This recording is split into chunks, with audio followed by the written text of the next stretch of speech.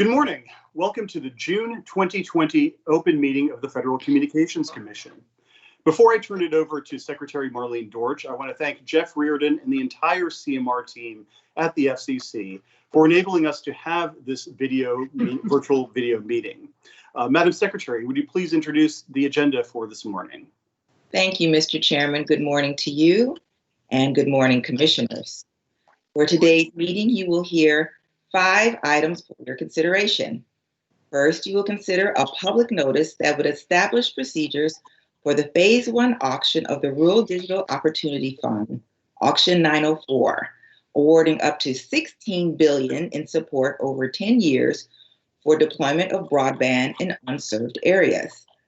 Second, you will consider a notice of proposed rulemaking order that would explore innovative new uses of the 71 to 76 gigahertz, 81 to 86 gigahertz, 92 to 94 gigahertz, and 94.1 to 95 gigahertz bands, including potential rule changes to allow for the provision of wireless backhaul for 5G and the deployment of broadband services to aircraft and ships.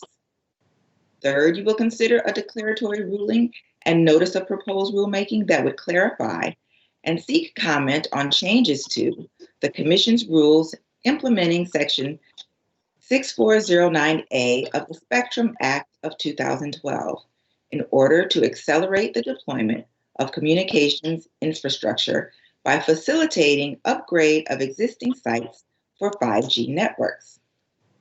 Fourth, you will consider a declaratory ruling that would remove regulatory uncertainty concerning broadcast internet services provided by broadcast TV licensees as an ancillary and supplementary service, and a notice of proposed rulemaking that would seek comment on modifying and clarifying existing rules to promote the deployment of broadcast internet services as part of the transition to ATSC 3.0. For your 5th item, you will consider an enforcement action. This is your agenda for today.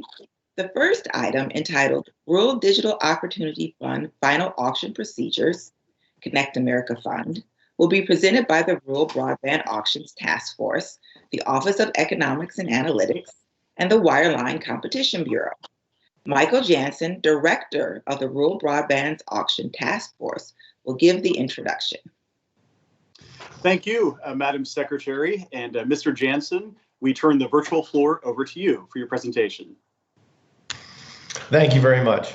Good morning, Mr. Chairman and Commissioners. I am pleased to present to you the Procedures Public Notice for Auction 904, the Rural Digital Opportunity Fund Phase 1 auction. I am joined today, virtually, by Mark Montano, Attorney Advisor from the Office of Economics and Analytics Auction Division, who will present the public notice.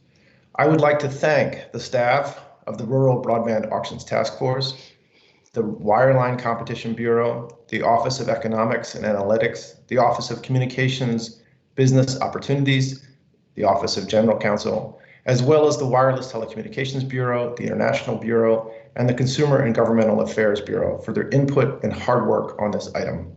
Mark will now present the notice. Good morning, Mr. Chairman and Commissioners. Today's public notice, if adopted, would establish procedures for implementing the Rural Digital Opportunity Fund Phase 1 auction, Auction 904, which will award up to $16 billion over 10 years to support the deployment of fixed voice and broadband service to homes and businesses in communities that lack access to services with speeds of at least 25.3 megabits per second. Auction 904 will be the Commission's second auction to award ongoing high-cost universal service support through competitive bidding and a multi-round reverse auction, following the successful Connect America Fund Phase 2 auction in 2018. Bidding in Auction 904 is scheduled to commence on October 29, 2020. If adopted, the public notice would establish the following. First, the public notice would adopt census block groups as the minimum biddable area. Second, the public notice would adopt procedures for collecting information in the pre-auction short form application. The short form application would be used by commission staff to determine whether a potential bidder has the legal, technical, and financial qualifications to place bids in the auction at the performance tier and latency combinations selected. In addition, the public notice would prohibit commonly controlled entities from filing more than one short form application and ban joint bidding arrangements between or among applicants. Third, the public notice would adopt bidding procedures for a multi-round descending clock auction.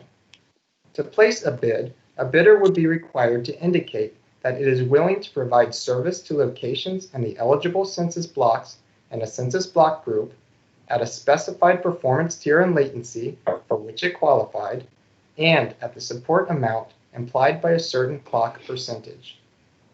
A bidder could submit bids for packages of areas and submit proxy bids, and be subject to activity requirements and limited in its ability to switch bids to different areas. The auction would end after the aggregate support amount of all bids is less than or equal to the total budget and all remaining competition for a particular area is resolved. The bidding procedures would implement the order's requirement to prioritize bids with higher performance once the budget has cleared.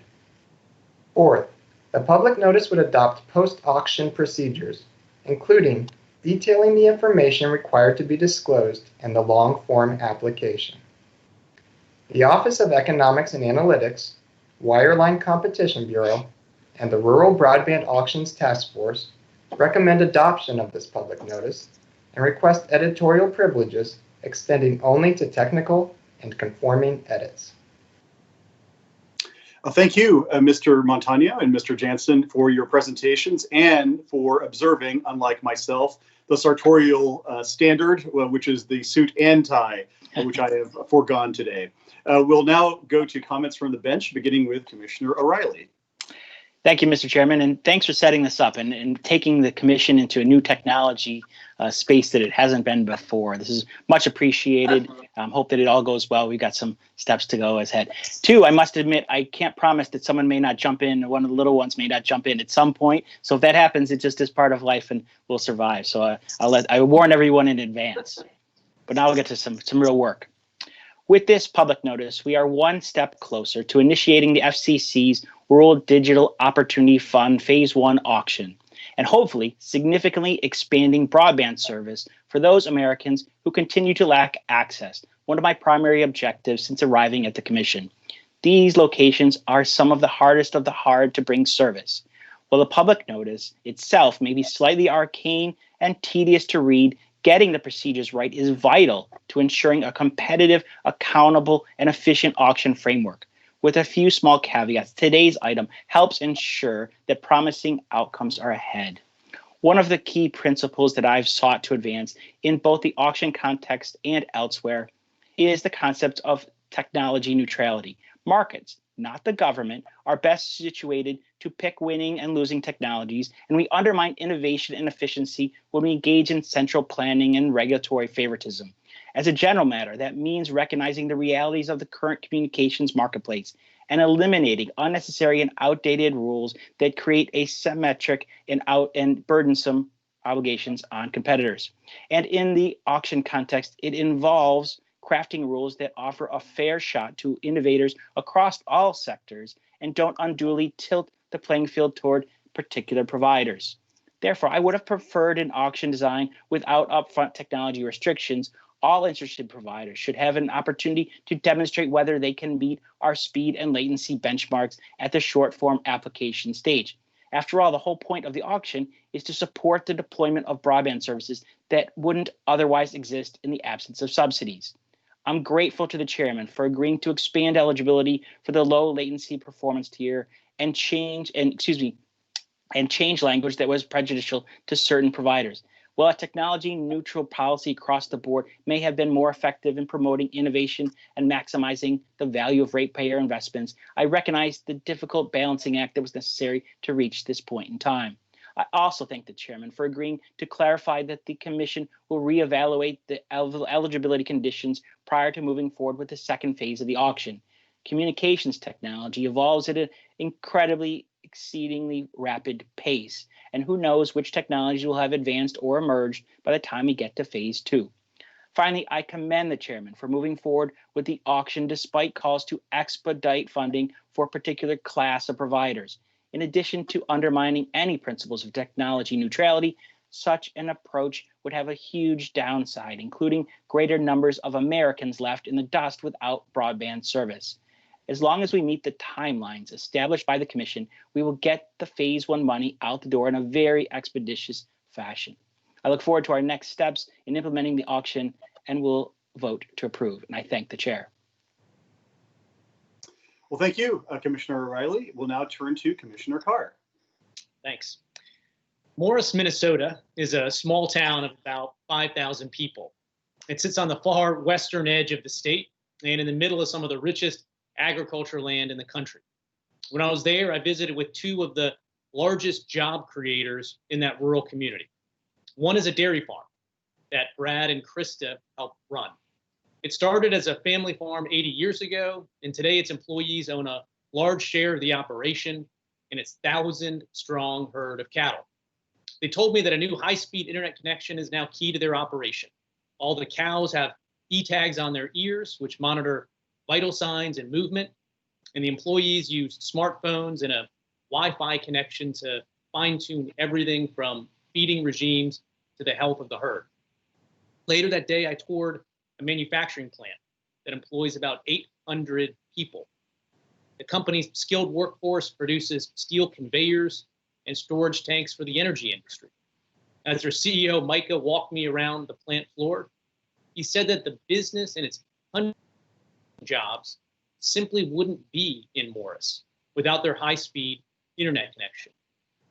So when we talk about closing the digital divide, we need to keep in mind the broader economic benefits and jobs that high-speed internet connections bring to small towns like Morris.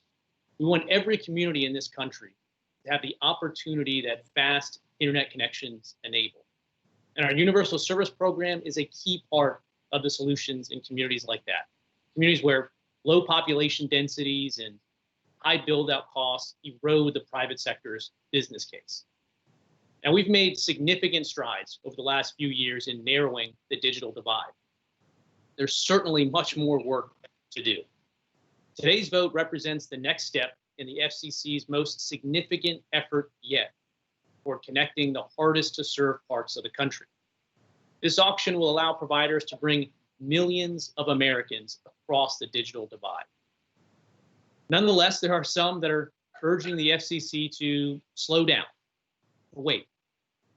There's no need for this delay. The FCC's broadband maps, for all of their flaws, are accurate for the phase 1 purposes we rely on them for today. And we've already established phase 2 of the Rural Digital Opportunity Fund to address with greater granularity those parts of the country where maps overstate coverage.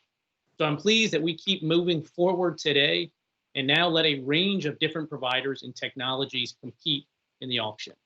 So thank you very much to the staff of the Rural Broadband Auctions Task Force, the Office of Economics and Analytics, and the Wireline Competition Bureau for their work on the item. It has my support. Thank you, Commissioner. We'll now turn to Commissioner Rosenworcel. Thanks. It is an open secret that the Federal Communications Commission has a big problem. The agency doesn't know with certainty where broadband is and is not across the country. We don't have accurate data. We don't have reliable maps. That means in the United States, we lack an honest picture of the communities that are consigned to the wrong side of the digital divide and the people and places most at risk of falling further behind. Now that matters, now more than ever, because we are a nation in crisis. A public health emergency has strained our hospitals and crashed our economy. Protests have filled our streets in our largest cities and smallest towns. We need connections now, physical and digital, that strengthen our mutual bonds, We need connections that remind us that our states are united and our interdependence is powerful. That's because networks that connect more people in more places lift us all. And that's why we need a plan, a real plan for broadband for all. So you know how we do it? We roll up our sleeves and we get to work. And job one is good data, because we will never manage the problems we do not measure. We should have started collecting better data and fixing our maps years ago. After all, we have known our methodology is flawed for a really, really long time. Because when a single subscriber in a census block has broadband, we assume service is available throughout. This systematically overstates service. It also leaves disconnected millions of people across the country who get stuck when our maps say they have broadband when they clearly do not. This needs attention. And a year ago, the FCC acknowledged as much when it committed to updating its broadband data efforts and committed to getting correct maps in place. And then Congress built on this foundation when it passed the Broadband Data Act. But instead of doing even the bare minimum to comply with this law, improve our data, and fix our maps, the FCC threw up its hands. We gave up. That means despite having made no efforts to improve our nation's dubious broadband data, with the new Rural Digital Opportunity Fund, we are about to hand out billions in broadband support based on maps we know are wrong. In fact, we are poised to give out $16 billion less than a week before Election Day. That's a lot. That's 80% of the total funds we have to support rural broadband during the next 10 years. This approach is not thoughtful policy. It's rush it out the door electioneering. It doesn't have to be this way. We can do two things at once. We could have expanded creative ways to support broadband build out while we also fix our maps. But that's not what we do here, and it's a shame. Because we have an infrastructure problem we really need to fix. Ignoring consumer and congressional pleas for better data is not going to help. Worse, there are millions of households nationwide that our maps erroneously suggest are served by broadband. And as a result of our actions now, it could be 10 years before this agency is able to offer any further assistance. I get it.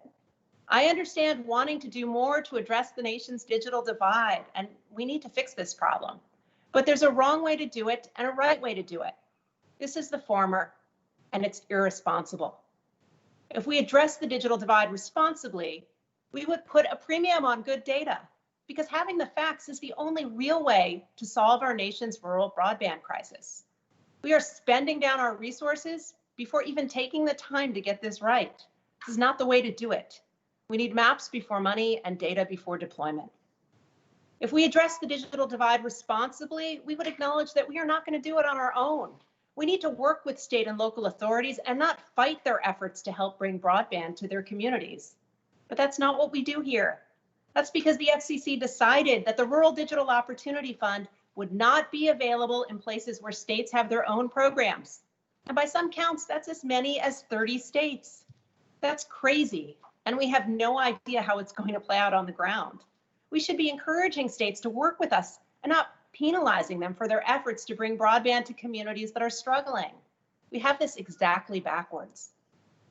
And if we address the digital divide responsibly, we would devote the same energies to broadband adoption as broadband deployment. As today's effort demonstrates, the FCC is rushing to address broadband inequity in rural areas. But you'll find none of the same interest when it comes to the millions of households without broadband access in more populated communities. By some estimates, there are 3 to 4 times as many households without internet access in urban and suburban areas across this country. This cruel pandemic has revealed it like nothing before, because we saw so many people sitting in cars and parking lots with free Wi-Fi because it's the only place they can go to catch a signal and get online. We saw millions of children stuck in the homework gap because they do not have internet access at home and were locked out of the virtual classroom. We saw so many households metering out life in this crisis with capped data plans shared by a family on a prepaid mobile phone. I hope in the future the FCC finds a way to address these problems with the same urgency we devote to our nation's rural broadband challenge. Now, I support universal service, and I support the instinct behind today's effort, because we need more powerful networks that connect us all. We need a plan for broadband for all. And the auction process devised here in this public notice represents a lot of hard work by our staff to make sense of the distribution of the Rural Digital Opportunity Fund. They deserve loads of credit for their efforts. But underlying them is a fatal flaw, because we are rushing billions out the door with a brazen disregard for our legal obligation to do so based on accurate data. And that means when it comes to broadband, we are going to leave millions behind. I approve in part and dissent in part. Thank you, Commissioner. Commissioner Starks. Thank you, Mr. Chairman. Investments in bringing broadband to unserved areas are more critical now than ever. And as I've noted throughout the development of the Rural Digital Opportunity Fund, I support the auction structure, but I remain concerned about some very key features of the program. That includes our decision to spend such a large portion of the budget over a long term of support based on broadband maps that are not accurate. I would have very much preferred to start with a smaller budget or a shorter term of support so that the bulk of the RDOF funds could be spent after we complete the mapping overhaul that data-driven policymaking and the Broadband Data Act require. Because this item builds on that flawed foundation, I must dissent in part. The 10-year term the Commission chooses that they chose in January has additional ramifications for this public notice here. Committing so much of the budget for so long truly raises the stakes on how we treat emerging technologies and technical capacities. I appreciate Commissioner O'Reilly's work in revising this public notice to eliminate the categorical bar on low Earth orbit satellite systems bidding in the low latency tier, especially now that we have evidence in the record that these systems can meet the 100 millisecond latency standard. And at the same time, I see no need for the public notice's predictive judgments about the merits of short form applications from low Earth orbit satellite operators. As I have stated previously, next generation satellite broadband holds tremendous technological promise for addressing the digital divide and is led by strong American companies with a lengthy record of success. I believe Commission staff should evaluate these applications on their own merits. My reservations about the certain aspects of RDOF program have not changed. Nevertheless, I do, of course, recognize and appreciate the hard work of the staff in the Wireline Competition Bureau, Office of Economics and Analytics, and the Rural Broadband Auctions Task Force. Thank you. Thank you, Commissioner. In my 3+ years as chairman of the FCC, closing the digital divide, that gap between Americans who have access to broadband and those who don't, has consistently been my top priority. And we've been getting results. The number of Americans lacking access to 25 megabit per second fixed broadband fell 30% in my first 2 years as chairman, while the number of Americans lacking access to 250 megabit per second broadband plummeted nearly 75% during that period. But more work remains to be done. And events in 2020 have driven home just how critical having a broadband connection is, so that Americans can telework, use remote learning, visit a doctor virtually, stay informed with loved ones, and keep in touch with their fellow Americans. To help ensure that all Americans can enjoy the benefits of broadband, today we adopt final procedures for Phase 1 of the Rural Digital Opportunity Fund auction. This reverse auction will distribute up to $16 billion over the next decade to deploy broadband to rural areas that everyone agrees lack broadband service, prioritizing gigabit speed networks that will ensure that networks serve consumers well into the future. Back in March, Commission staff released a preliminary list of eligible areas for the Phase 1 auction, where staff estimate that more than 11.7 million unserved Americans live and work. That list includes millions of Americans who we know are on the wrong side of the digital divide. And that is why politically motivated calls to delay the Phase 1 auction miss the mark. These Americans deserve access to broadband as soon as possible. They cannot afford to wait, and neither can we as a country, while we work to develop the new, more granular broadband coverage maps that that will serve as the basis for the Phase 2 option.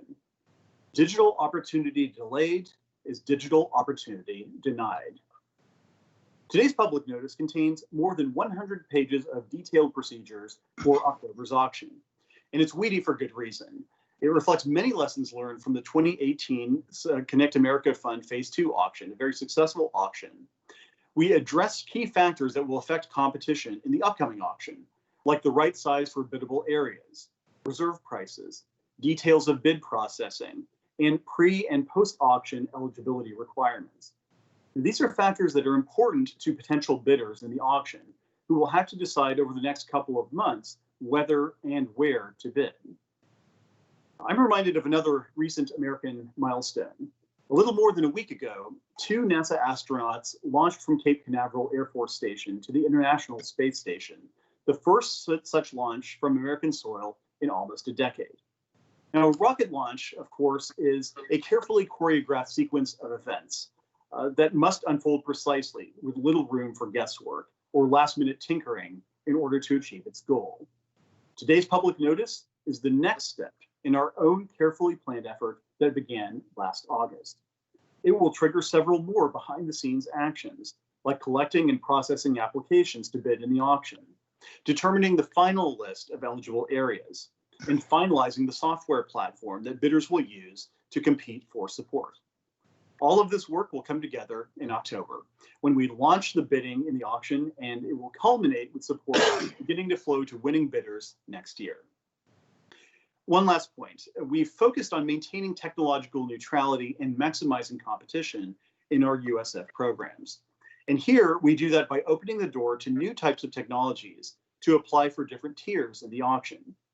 For example, we allow fixed wireless and DSL providers for the first time to bid in the gigabit tier. But commission staff will conduct a careful case-by-case review of applications to ensure that bidders will be able to meet required performance obligations. And at the request of one of my fellow commissioners, we also don't entirely close the door on low Earth orbit satellite providers bidding in the low latency tier. And I thank him and his staff for working with mine. I too, like my colleagues, would like to express my gratitude to the commission staff that have contributed to this item, from the Office of Economics and Analytics, the Rural Broadband Auctions Task Force, the Wireline Competition Bureau, the International Bureau, the Office of Native Affairs and Policy, the Office of Communications Business Opportunities, and the Office of General Counsel. Your work is much appreciated. And with that, we'll move to a vote on the item. Commissioner O'Reilly? Aye. Commissioner Carr? Approve. Commissioner Rosenworcel? Approve in part, dissent in part. Commissioner Starks? Oh, I think you're on mute, Commissioner. You got me, Mr. Chairman. It's all good. It happens to the best of us. The chair votes to approve as well, with any further privileges granted as requested. Thank you to the staff, and Madam Secretary, could you please take us to item number 2 on today's agenda? Mr. Chairman and Commissioners, the next item will be presented by the Wireless Telecommunications Bureau and is entitled Modernizing and Expanding Access to the 70, 80, 90 gigahertz band. Donald Stockdale, Chief of the Bureau, will give the introduction. Thank you again, Madam Secretary, and Mr. Stockdale, if you are on the line, the floor is yours. Good morning, Mr. Chairman and Commissioners. Today, the Wireless Telecommunications Bureau is pleased to present 2 items for your consideration. The first is a notice of proposed rulemaking and order on modernizing and expanding access to the 70, 80, and 90 gigahertz spectrum bands. The second is a declaratory ruling and notice of proposed rulemaking on state and local approvals of wireless equipment modifications under Section 6409A of the Spectrum Act. I want to thank the dedicated staff of the Wireless Bureau and the other bureaus and offices who contributed to these 2 items. Anthony Patrone, an honors attorney in the Broadband Division of the Wireless Bureau, who, by the way, just became a member of the bar, will present the first item. Anthony? Thank you, Don. Good morning, Mr. Chairman and Commissioners. The 70, 80, 90 gigahertz Notice of Proposed Rulemaking and Order before you initiates a proceeding to explore innovative commercial uses of the 71 to 76, 81 to 86, 92 to 94, and 94.1 to 95 gigahertz bands, collectively the 70, 80, 90 gigahertz bands, which are allocated to co-primary federal and non-federal use. Today, non-federal 70, 80, 90 gigahertz band licensees primarily use this spectrum for fixed, point-to-point communication links between, but the spectrum is unused or minimally used in large parts of the United States. The Notice of Proposed Rulemaking considers several potential changes to the rules governing the 70, 80, 90 gigahertz bands in furtherance of the Commission's 5G Fast Plan. First, the item proposes changes to the antenna standards for the 70 and 80 gigahertz bands to permit the use of smaller antennas, and it seeks comment on whether to apply similar changes in the 90 gigahertz band. Revised antenna standards could promote 5G deployment and network densification because they would allow for the use of smaller and less expensive antennas. In addition, the Notice of Proposed Rulemaking proposes to authorize point-to-point links to endpoints in motion in the 70 and 80 gigahertz bands and to classify those links as mobile service. Specifically, the item seeks comment on whether 70, 80, 90 gigahertz band spectrum could be used to deliver broadband service to ships and airplanes in motion. The item also seeks comment on any technical or operational rules necessary to allow new service offerings in these bands and to mitigate interference to incumbent licensees or other potential users. It also considers whether other changes to the rules governing the 70, 80, 90 gigahertz bands could promote expanded or more efficient use of the spectrum. Finally, the accompanying order would deny two long-standing requests for waiver of the existing antenna standards in the 70 and 80 gigahertz bands. The Wireless Telecommunications Bureau recommends adoption of this item and requests editorial privileges to make technical and conforming edits. Thank you. Thank you, Mr. Patron, for that presentation, which I believe is your first one at a commission meeting. Congratulations on that. Thank you, Mr. Thank you as well, Mr. Stockdale, for introducing the item. I will now turn to comments from the bench, beginning with Commissioner O'Reilly. Thank you, Mr. Chair. Congrats, Anthony, and good luck in the future. I'll pass on a written statement, but make a few comments. I am supportive of a proceeding to explore changes to the Commission's 70, 80, 90 gigahertz rules to permit industry to maximize its use of the spectrum. Some in industry have determined that smaller antennas should be used for backhaul, reducing sway and visibility, and others are exploring the use of these frequencies to provide broadband to ships and airplanes. I appreciate industry bringing these issues to our attention, and I will support the item. I thank the chair. Thank you, Commissioner. We'll now turn to Commissioner Carr. Thank you, Anthony, for your presentation. Thank you to Don and the team. I think this is another important item. You know, we've been executing on a concrete plan for the last couple of years. Chairman Pai's 5G Fast Plan. It looks at infrastructure, as we'll get to in another item today, and it looks to spectrum. And the work that we've done has now freed up more spectrum than any other country in the world. And this is another important proceeding looking at another large group of millimeter wave bands that's going to complement the work we've executed on in the mid-band as well as low band. So thank you all for the work on this. I look forward to the record as it develops. Thank you, Commissioner. We'll now turn to Commissioner Rosenworcel. So these days, Americans aren't doing much flying, but we're certainly thinking about life after lockdown. And it's too early to say how this virus will change travel, but it's fair to say many of us hope to return to the skies soon. And when we do, one feature Americans want to see is the ability to reliably connect to the internet at 35,000 feet. As many travelers know, the demand for in-flight internet can outpace what airlines can provide. That means high prices and choppy connections when too many passengers on board are competing for the same signals. The good news is that next generation high throughput satellites are being launched to meet this demand. Also good news is the rulemaking we start today. It proposes targeted changes to antenna standards and other technical policies governing the 70, 80, and 90 gigahertz bands, and that could open up competition for gigabit speed internet service in the air. In addition, this rulemaking explores how we can use these airwaves for wireless backhaul, including terrestrial 5G deployments. This is not easy, given that fiber remains the gold standard for maintaining the speed and latency requirements of 5G from end to end. But I look forward to the record that develops and the innovative ways we can use these airwaves both up in the skies and down on the ground. Thank you, Commissioner. Commissioner Starks. Yes, I'm going to vote to approve. Nothing additional from me. Thank you to the team for the hard work on this matter. I think it's of extreme importance. Thank you, Commissioner. For my part, I will say that for many, the 1970s, 80s, and 90s were the times of the Bee Gees, U2, and Nirvana. Those decades, of course, gave us Star Wars, Back to the Future, and, needless to say, The Big Lebowski.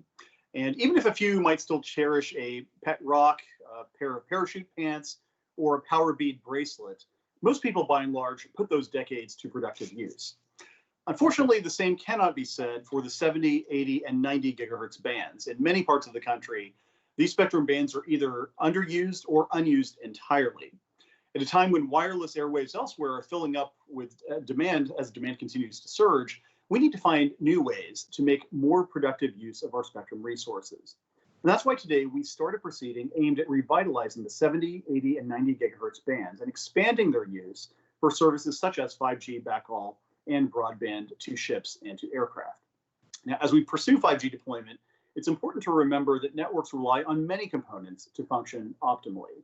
You don't just need a solid wireless connection between your smartphone and the base station. You also need reliable backhaul to ferry data back and forth from the edge of the network to its core. And that's where these bands, the 70, 80, and 90 gigahertz bands, could be helpful. These high-frequency bands can enable the use of small antennas that are less costly and visually less intrusive than traditional wireless backhaul. And so today we propose targeted changes to our rules governing these bands, including modifications to our antenna standards and our processes for registering links. And we also explore allowing point-to-point mobile service in these bands to provide broadband to ships and aircraft. Anyone who has traveled frequently knows that broadband service on airplanes or on cruise ships can be expensive or unreliable or both, or it's sometimes not available at all. And so opening up these bands for broadband service to known, movable locations could help keep travelers connected by creating a more technologically advanced and competitive market for air and sea connectivity. Finally, as with all proceedings that consider new spectrum uses, we must be mindful of the needs of incumbent licensees, including government users. And therefore, we seek public input on proposed mitigation measures so that all users can make productive use of these bands without causing harmful interference.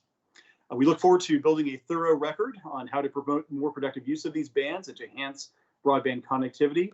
And for helping us get there, I want to thank the staff for the hard work. The decades of the 70s, 80s, and 90s may be in the rearview mirror, but because of your efforts, I think that we will be able to set the right regulatory framework that will help us look forward to a more innovative wireless future.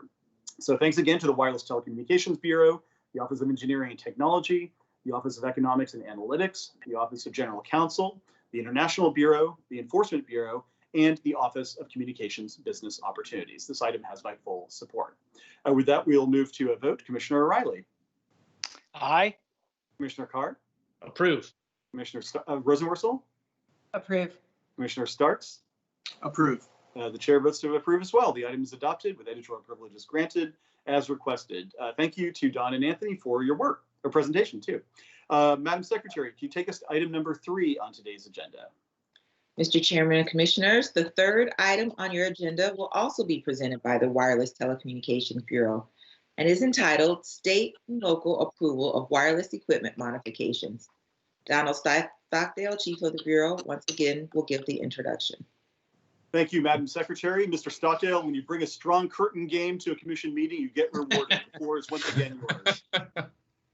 Mr. Chairman, Will Holloway, an honors attorney in the Competition and Infrastructure Policy Division of the Wireless Bureau, who also, by the way, recently passed the bar, will present the Section 6409 declaratory ruling and notice of proposed rulemaking. Will? Thank you, Don. Mr. Chairman and Commissioners, I'm pleased to present this declaratory ruling and notice of proposed rulemaking for your consideration today. This item clarifies parts of the Commission's rules that set forth a streamlined process for state and local government review of applications to deploy certain wireless telecommunications equipment on existing infrastructure. This is an important next step in the Commission's 5G FAST plan to remove regulatory barriers that inhibit the deployment of next-generation 5G networks. Section 6409 of the Spectrum Act provides that states and localities must approve and may not deny requests to add, remove, or replace wireless transmission equipment on existing infrastructure that do not substantially change the physical dimensions of the existing structure. In 2014, the Commission adopted rules to implement Section 6409. Under this framework, a state or local government must approve within 60 days any qualifying request to modify existing wireless infrastructure. This declaratory ruling addresses issues raised in 3 petitions requesting clarification and changes to the Commission's Section 6409 rules. It clarifies the following. First, when the 60-day shot clock starts for local governments to review and approve an eligible modification. And second, what constitutes a substantial change when a modification would increase the height of an existing structure, would require the addition of equipment cabinets, or would change the visual profile of a structure. The declaratory ruling also addresses whether, within the context of the Commission's environmental review rules, an environmental assessment is required when an impact to historic properties has already been mitigated in the Commission's historic preservation review process. The accompanying notice of proposed rulemaking seeks comment on rule changes to better define the boundaries within which an applicant can excavate or deploy when making a modification under Section 6409. These actions provide more certainty to industry and local governments as they work together to upgrade wireless infrastructure for 5G and other advanced technologies. The Wireless Telecommunications Bureau recommends the Commission adopt this item and requests editorial privileges to make technical and conforming edits. Thank you.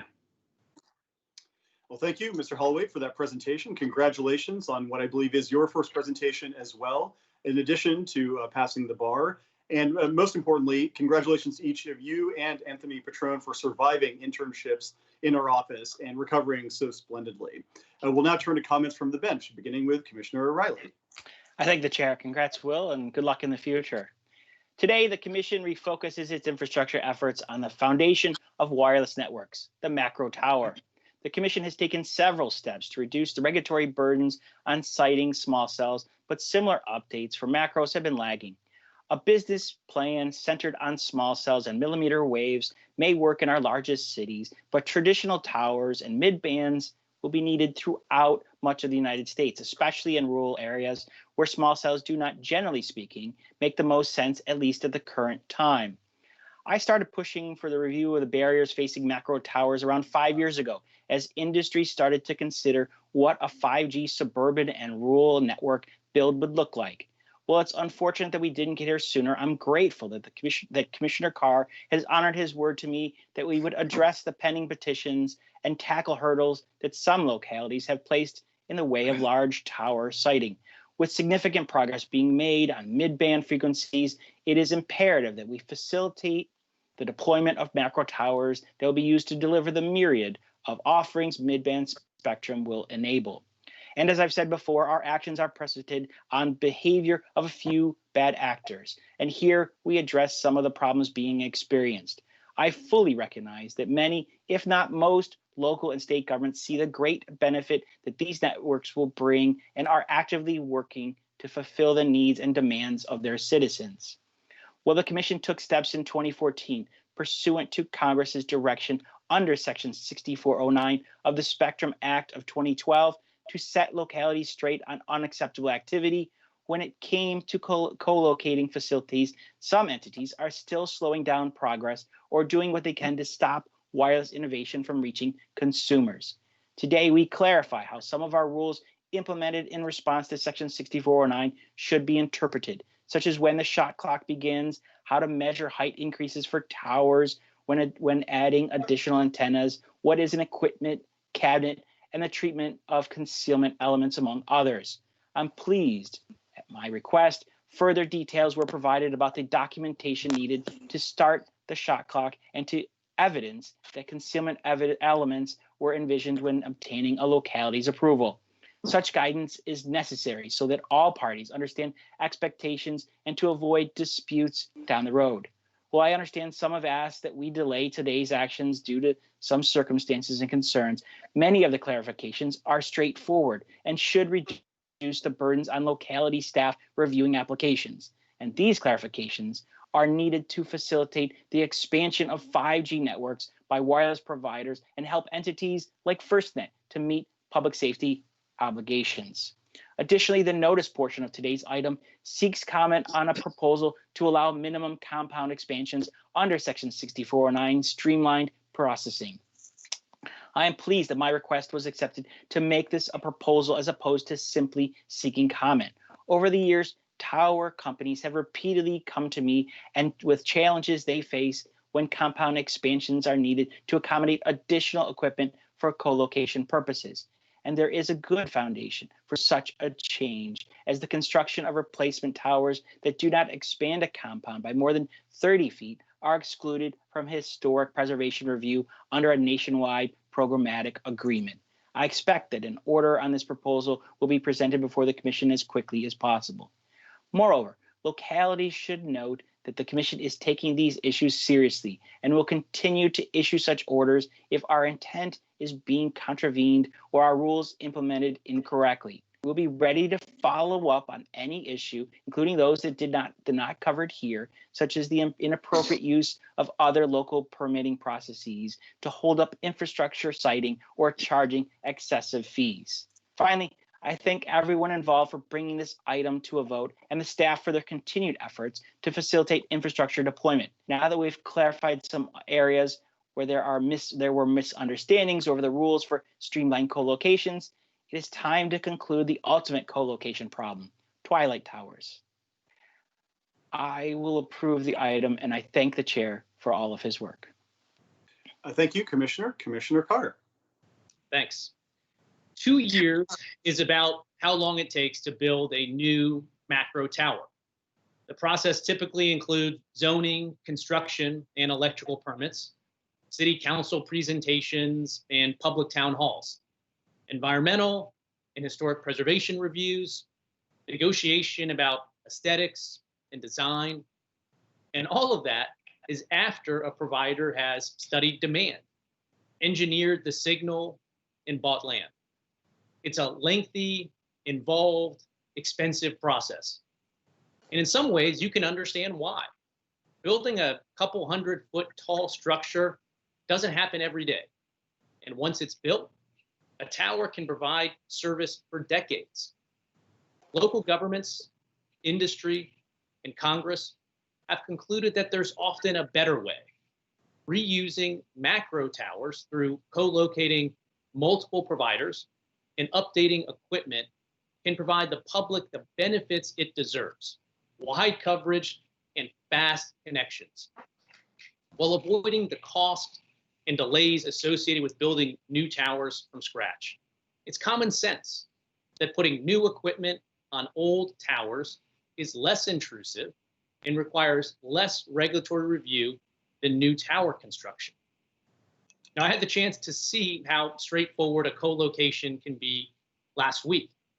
That's when I drove out to a farm in Maryland and joined a tower crew that was swapping out 2G antennas for 5G ones on a macro tower. Take a look.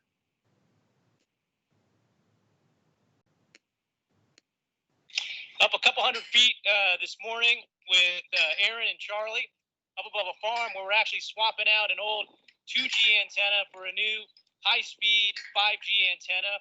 A lot of people think their cell phones work on magic or pixie dust, but it's actually the hard work of America's tower crews that get the job done. We've been trying to do our part at the FCC to streamline the regulations.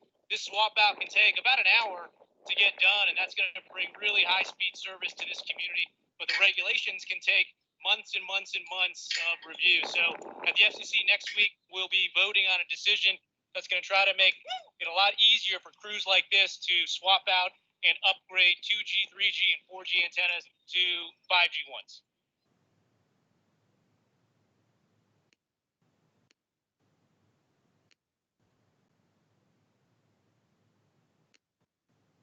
So as you saw from that video, Aaron and Charlie are among the 25,000 tower techs building broadband across the country, literally with their hands. While their jobs are far from easy, the project they completed in about an hour last week was among their easiest, taking off an old antenna and attaching a new one. Congress encouraged co-locations like these by making them simpler through Section 6409 of the Spectrum Act. That law says that a local government may not deny and shall approve any tower modification that doesn't substantially change its physical dimensions. In 2014, the Commission wrote rules to implement the law, in particular defining what constitutes a substantial change. In the last 6 years, those rules have been used to upgrade thousands of tower sites across the country. The upgrades enabled 4G LTE service, especially on macro towers in rural America. They're being used now to build America's world-leading 5G networks. And they're benefiting communities by reducing the potential for redundant towers, creating less costly and disruptive infrastructure. There have been some bumps along the way, and those are partly due to our 2014 rules. In some instances, our definition of substantial change wasn't as clear as it could have been. And there have been some disagreements over how to interpret our 60-day shot clock for local government approval. Those disagreements, the lack of clarity in our rules, themselves slow down internet builds. We aim to resolve those ambiguities in this declaratory ruling and notice. So I'll highlight a few of the actions we take today. First, we explain that the 60-day shot clock we adopted in 2014 begins when a provider takes the first procedural step that the locality specifies and shows in writing that the project qualifies for expedited consideration. The myriad processes that have grown outside of our shot clock should be brought back within it. 60 days means 60 days. We also clarify that when we use the term concealment element, we're referring to those elements that make a stealth tower look like something else, a clock tower or a tree, for example. A change becomes substantial and so doesn't qualify for expedited approval if a reasonable person would think that the modified tower no longer looks like that clock tower or tree. And we note that localities can place a number of conditions on new construction of a tower that can't be circumvented through this expedited process. However, there has to be express evidence that a condition really was a condition of approval. I'm proud of the thorough and thoughtful process the Commission took to craft this item, and I'm especially thankful to the Wireless Telecommunications Bureau and its infrastructure team for their skill and diligence. The two petitions that prompted this order came to us more than 9 months ago. We sought comment on the petitions, and at the request of local governments and utilities, we extended the comment period into November. The record that developed was robust. We heard from infrastructure builders, broadband providers, local governments, and everyday Americans alike. Localities were especially active.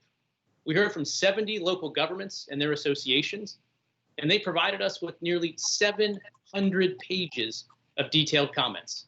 They made a substantial contribution to this order, and their positions carried the day on several issues we decide.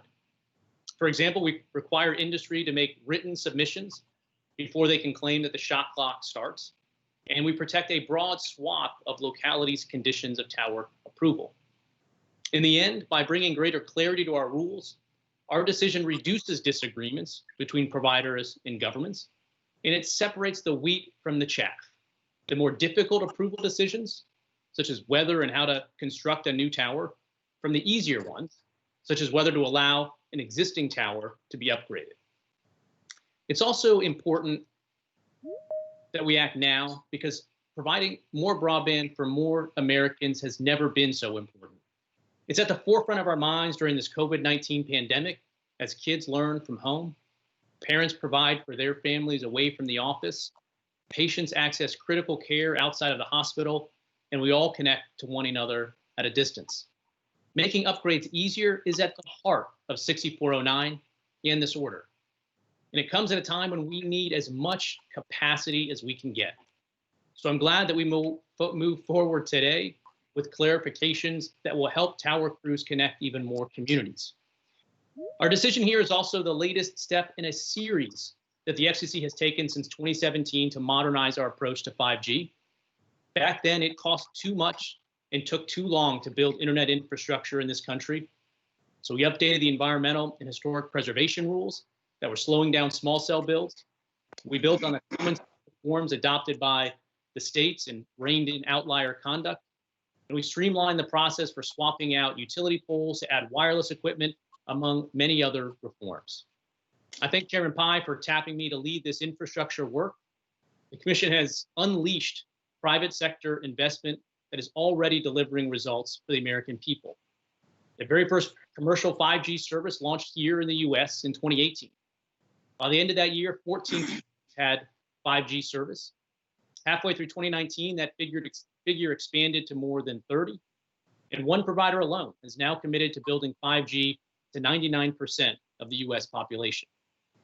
America's momentum for 5G is unmistakable.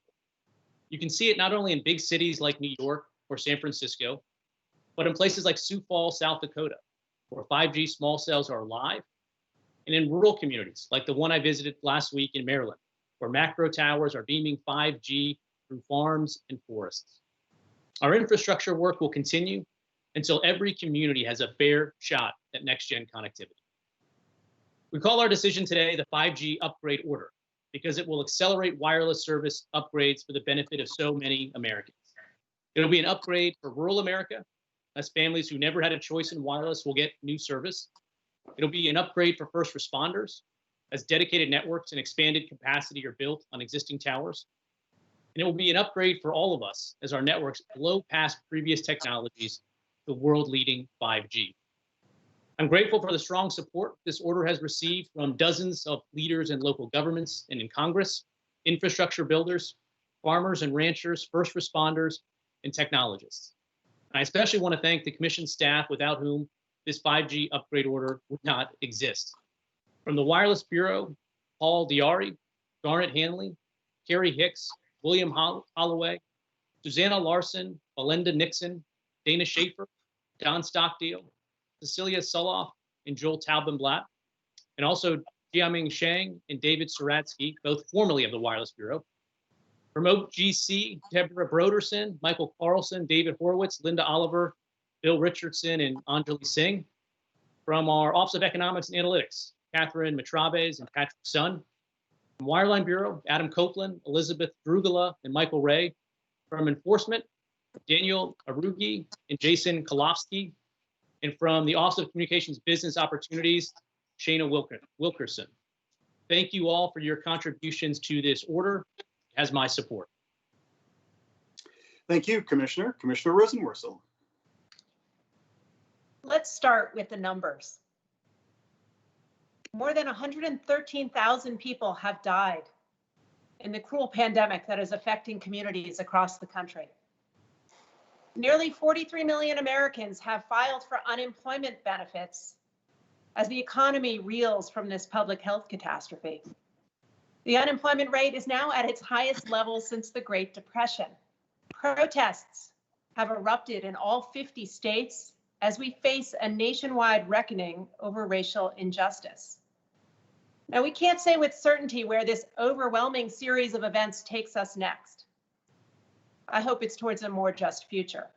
I also hope it is one where the truths we hold to be self-evident are apparent not only in word, but in deed. But we can say with certainty that state and local governments are on the front line in all of these crises.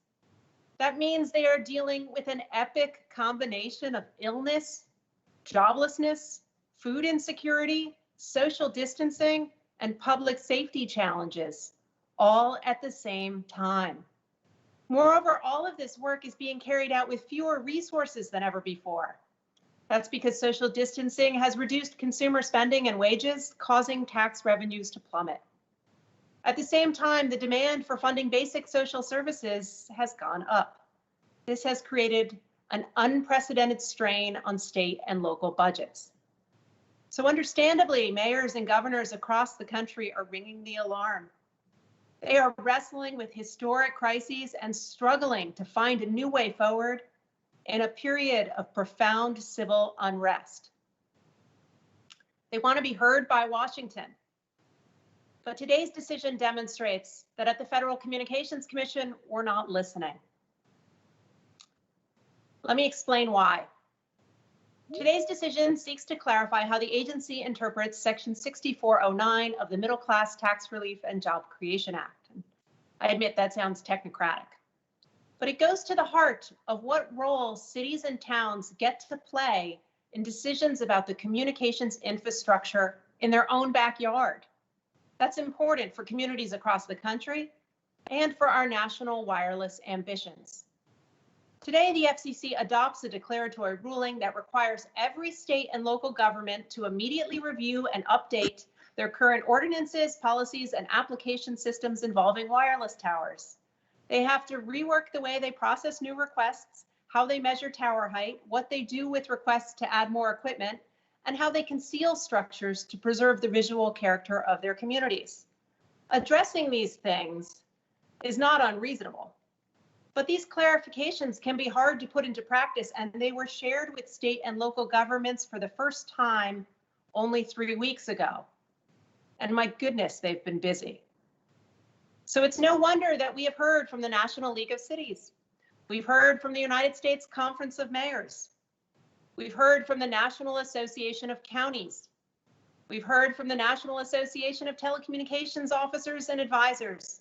And we've heard from the National Association of Towns and Townships.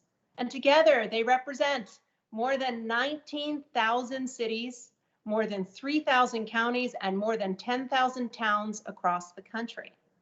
You know what they want? It's not radical.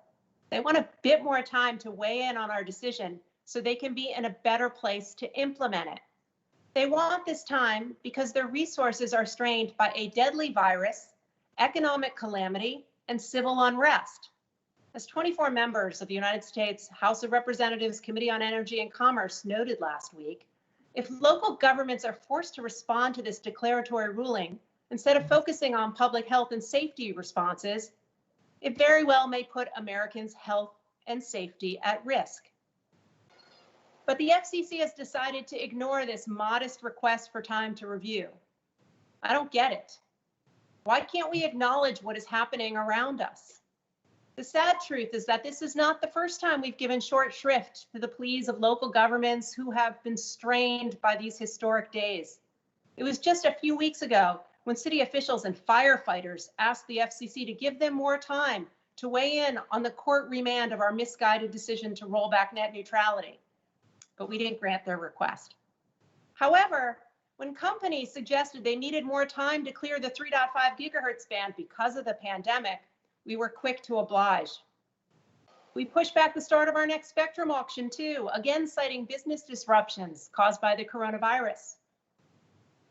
And get this, the FCC even granted an extension of time to a foreign company it is investigating as a national security threat to the United States. Why can't we offer the same courtesy to state and local governments? The law demonstrates a clear congressional policy in favor of removing locally imposed and unreasonably discriminatory obstacles to modifying existing facilities in order to foster the rapid deployment of wireless infrastructure. I know. As congressional staff, I helped write it.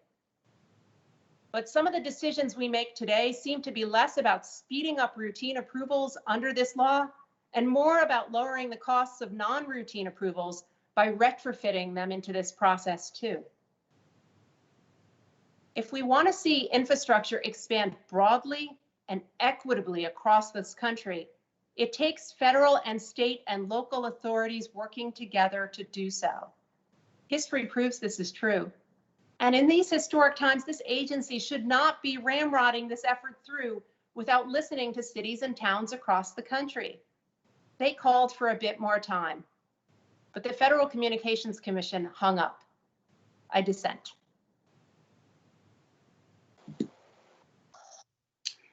Thank you, Commissioner. Commissioner Starks. Thank you, Mr. Chairman. More than 106,000 people have died from COVID-19 so far. Unemployment has hit the highest level since the Great Depression. The school year is ending for many families, and millions of children have missed months of in-classroom instruction. And in the last 2 weeks, recent protests have brought millions of people into the streets of cities and towns across the country to demonstrate for justice. This is truly a moment in American history. State and local governments form the front line of all these issues. They run the public hospitals. They run the emergency units treating the sick. They dispense the benefits to the unemployed. They operate the schools struggling to provide distance learning to children. They oversee the police departments that are both the focus of the demonstrations and are also helping to keep us safe. Even in good times, they operate on tight budgets and limited resources. And for state and local governments across the country, tax revenues are declining due to the economic fallout of COVID-19, even as they must increase expenditures to respond to the pandemic. And as the demonstrations, they're replacing retiring employees, and that is out of the questions. Layoffs, furloughs are also under consideration, even as these governments prepare budgets for next year. That is the moment in time in which we place today's item. So let me be clear, I do support the deployment of infrastructure to improve service and connect more Americans. Low income and minority families in particular rely on wireless service disproportionately. And I hope that any benefits from today's item will result in improved service, more affordable offerings for all neighborhoods, not those just in the most affluent. Moreover, tower technician jobs do offer a path to financial security for many Americans in these uncertain times.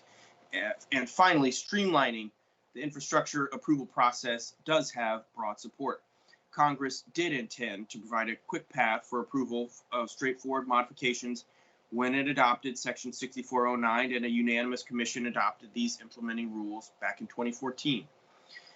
But this isn't the right way to achieve those goals. Instead of reducing burden, today's declaratory ruling imposes new obligations on local governments at a very time when they have the least amount of resources and time and attention. Instead of providing clarity, it creates some uncertainty. And because of these issues, I'm concerned that today's decision may actually slow the growth of advanced wireless services rather than accelerating it. Those who support this decision claim that it's necessary because local governments have unreasonably blocked straightforward modifications to existing wireless sites, insisting on burdensome and unnecessary meetings and documentation. And according to the petitions, these alleged practices have slowed, prevented upgrades that would provide advanced services and allow more Americans to realize the promise of 5G. Supporters claim that we must act now in order to encourage the growth of these services, but this is starkly different from what these parties are publicly and commercially saying elsewhere. Just recently, T-Mobile announced that it now offers 5G coverage in all 50 states. AT&T says it remains on track to offer nationwide 5G sometime this summer. Verizon plans to offer 5G service in 60 cities by the end of 2020. Dish remains committed to building a standalone nationwide 5G network in the next few years, and major tower companies have asserted that even COVID-19 has not slowed down their build-out efforts. Today's challenges, despite them, local governments are continuing to take timely action on applications from these companies and their partners. Even industry has recognized the efforts of local governments to maintain operations while offices are mandatorily closed, including allowing electronic filing via online portals, email, creating drop boxes for hard copies of documents, waiving and modifying requirements regarding permits, filing fees, public meetings.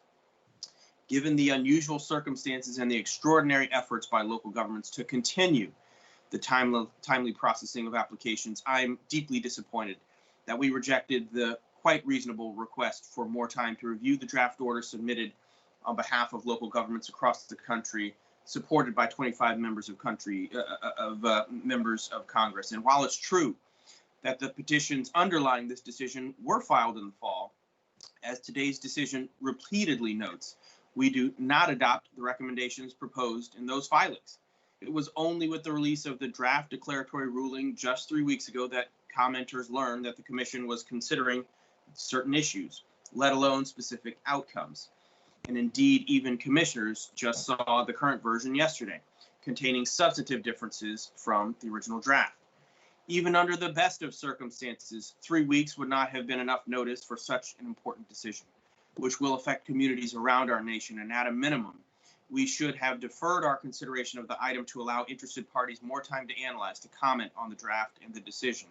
I would have gone further and dealt with many of these issues through a rulemaking proceeding, with notice of our proposed approach and an opportunity for public comment. I do agree that our rules could use a clarification, but the item here consistently misses the mark.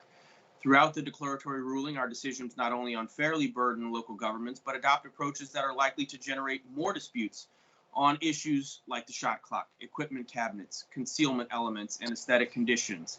Taken as a whole, rather than clarifying our policies and expediting approvals, the posture of this declaratory ruling is likely to lead to time-consuming and costly disputes about intent, reasonableness between local governments and industry, and I fear, furthermore, protracted litigation.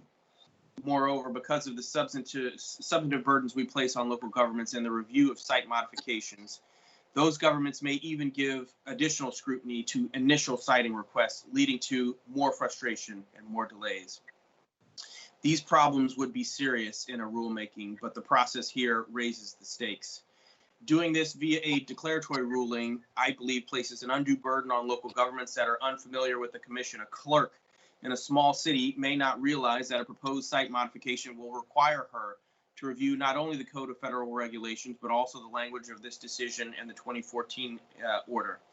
I do wish we had addressed these issues in a rulemaking proceeding like the one we initiate today regarding proposed excavations and the meaning of the term current site.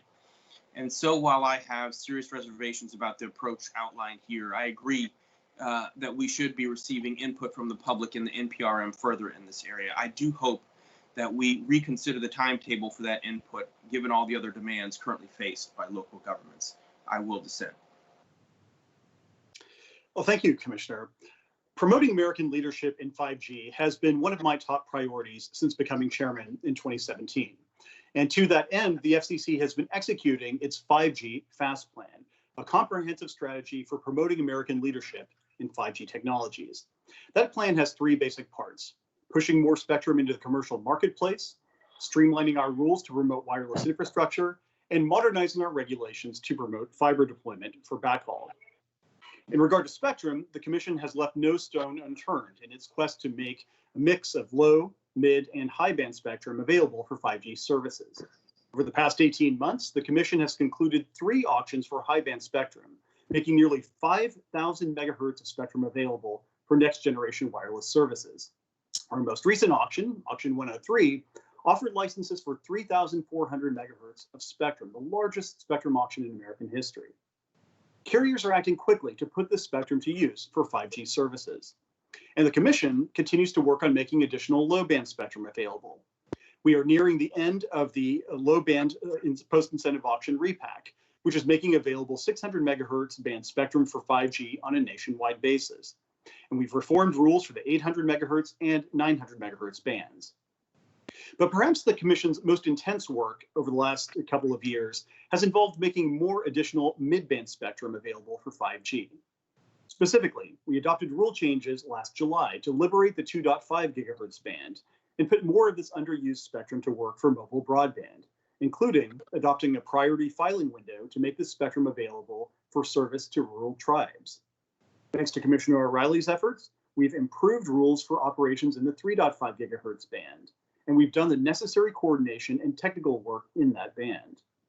As a result, 150 megahertz of 3.5 gigahertz spectrum is available today for the deployment of innovative services, and we'll soon begin an auction of 70 megahertz of priority access licenses. That auction is slated to start on July 23rd, 2020.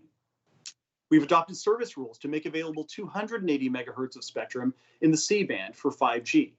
We're on track to auction that spectrum on December 8th of this year. And just recently, we announced that satellite incumbents have agreed to expedite the relocation process so that this 280 megahertz of spectrum will be available for 5G on an accelerated basis. None of this was easy. There were plenty of technical, political, and other challenges along the way. Nevertheless, the FCC majority persisted, and we're getting major results. Now, of course, in addition to pushing more spectrum into the marketplace, a key component of the Commission's 5G Fast plan has been updating our wireless infrastructure policies to encourage private sector investment in the physical building blocks of 5G networks.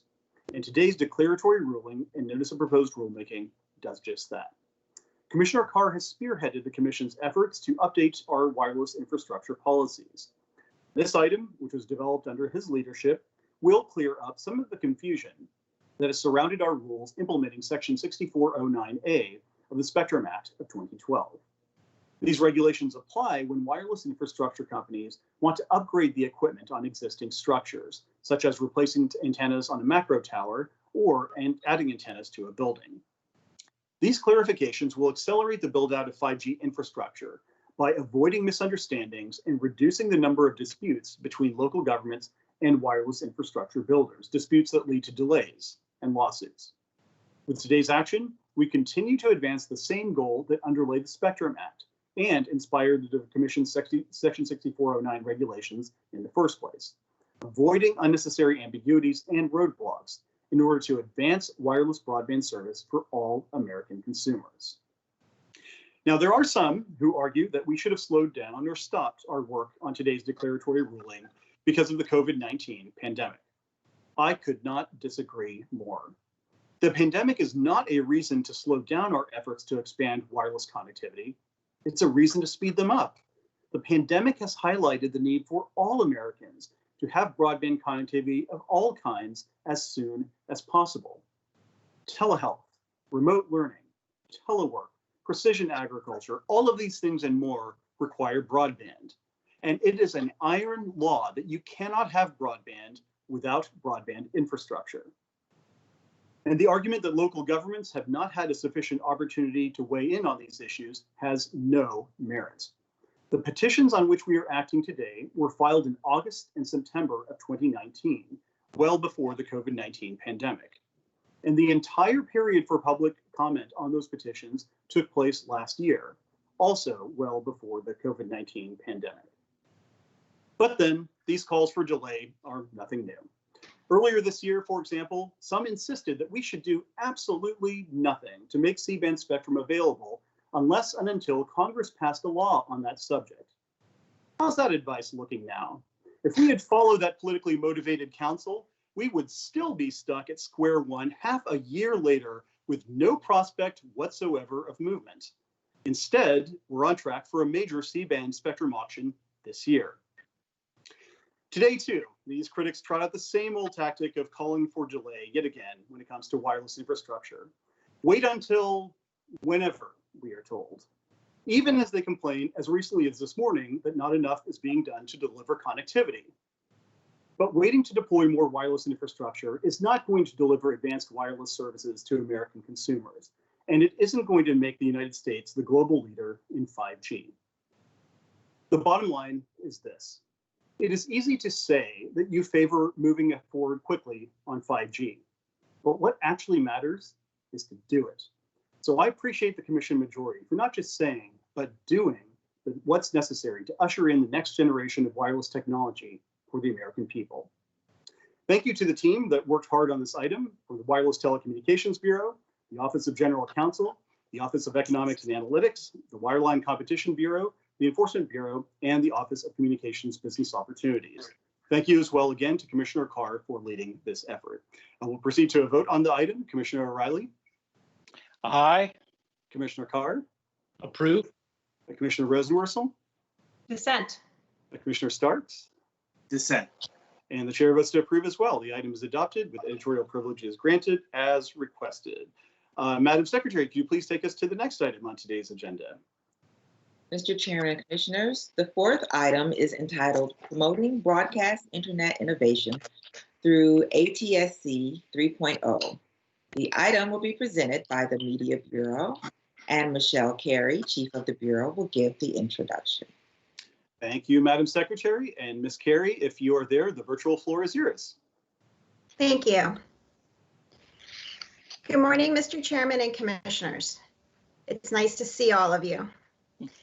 Today, the Media Bureau presents a declaratory ruling and notice of proposed rulemaking that will help unlock the potential of broadcast spectrum to support new and innovative broadcast internet services by removing any uncertainty cast by legacy regulations. John Cobb of the Media Bureau's Policy Division will present the item.